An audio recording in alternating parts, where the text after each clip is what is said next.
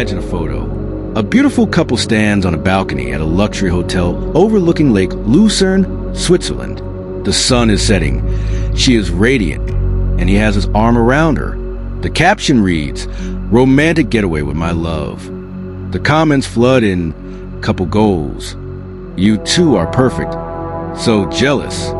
But here's what that photo didn't show. On the way to that hotel, he told her he couldn't wait to start a fight just so he could go home during dinner. He insulted every couple in the room. When she asked him to stop, he exploded, told her she would never tell him what to do, and abandoned her. That perfect photo? It was taken the next morning, only after she had spent the entire night crying alone in a 5-star suite. This is the story of Christina Joksimovic. She was a woman who spent her career teaching other women how to walk with confidence on the runway.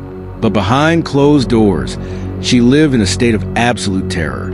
It is a story of red flags that everyone missed, and a story that proves that what we see on social media is often the biggest lie of all.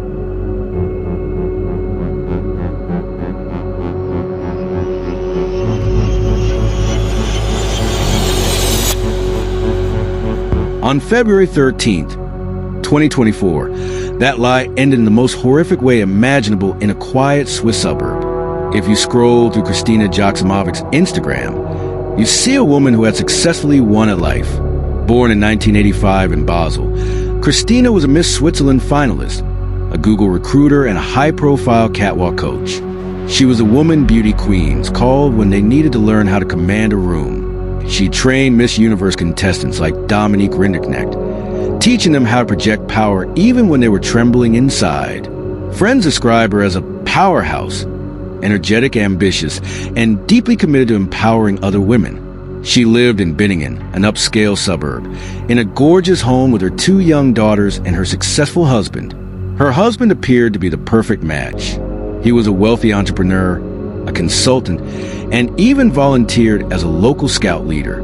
On LinkedIn, he curated the image of a devoted family man. They married in 2017 and quickly became the couple of their social circle. But there was a dark irony at play. The woman who taught others to stand tall was herself shrinking. The woman who coached beauty queens to own the stage was losing her voice in her own home. Abusers often target successful, confident women. Breaking them down provides the abuser with a greater sense of conquest. If they can conquer a woman the rest of the world admires, they feel ultimate power. To understand what happened to Christina, we have to look at coercive control. Unlike physical violence, which leaves bruises, coercive control is psychological warfare. It is designed to isolate and terrorize. Christina's family had sensed something was off from the start. While Christina was the life of the party, her husband was different. Introverted, critical, and often arrogant. He didn't just disagree with her, he sought to degrade her. The incident at Lake Lucerne was textbook. Public humiliation followed by abandonment. Later psychiatric evaluations would find that her husband displayed sadistic and sociopathic traits.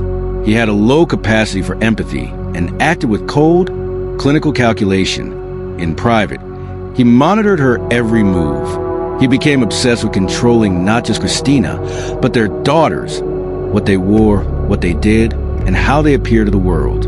In July 2023, the mask slipped. Police were called to the home for a domestic violence incident. He had grabbed Christina by the throat and slammed her head against a wall. This was a turning point.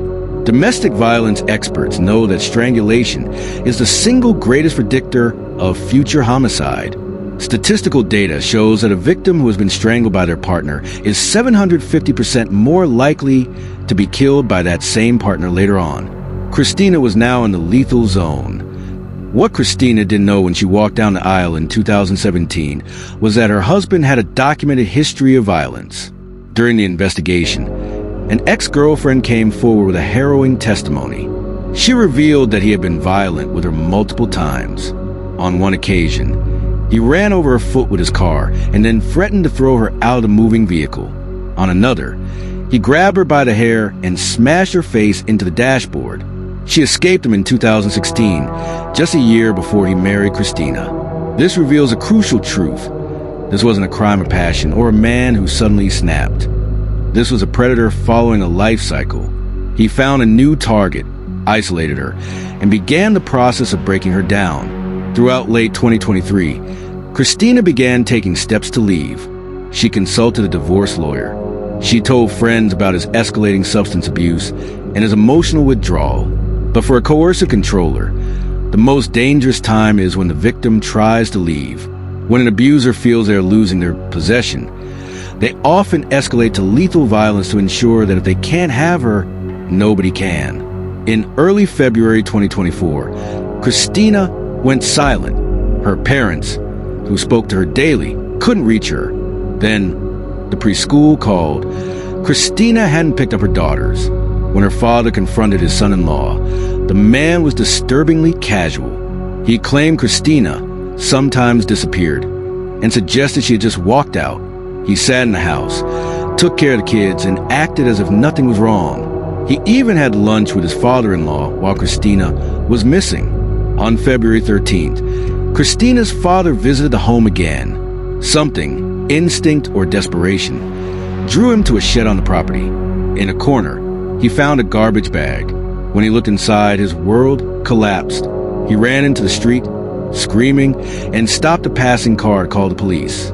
What the investigators found inside that home and shed was so graphic that it shocked even the most seasoned Swiss authorities. Christina had been strangled, the same method he used in 2023.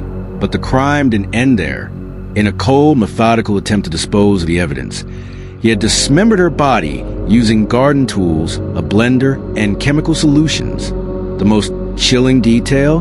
While he was methodically cleaning the crime scene and disposing of his wife, investigators found he had been calmly watching YouTube videos on his phone. There was no panic. There was no breakdown. This was a man passing the time. His story changed constantly. First, he found her dead and panicked. Then, he claimed self-defense, a claim forensic evidence utterly destroyed. On December 10th, 2025, formal charges were filed. The 43-year-old suspect faces murder charges under Article 112 of the Swiss Criminal Code, which covers unscrupulous conduct. This carries a potential life sentence. However, his defense is seeking a not guilty by reason of mental illness verdict, which significantly reduces time. Today, the true victims are two young girls, ages 3 and 4, who lost their mother to their father's hands. They are being raised by their maternal grandparents, carrying a burden they are far too young to understand. Christina Joksimovic's story is a haunting reminder of the red flags we often overlook.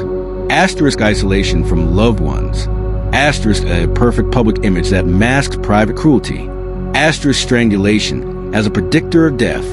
Asterisk escalation when the victim tries to leave. Christina taught women how to walk with power, but she couldn't walk away from the predator in her own home. If her story can do anything, let it be a warning. Don't believe the Instagram photos. If you see these signs in your life or friends, take action. Leaving is the most dangerous time, but staying is a countdown. Do you believe the Swiss justice system will hold him accountable, or will wealth and mental illness please allow him to escape justice? Let's talk about it in the comments. Your voice might save someone reading this.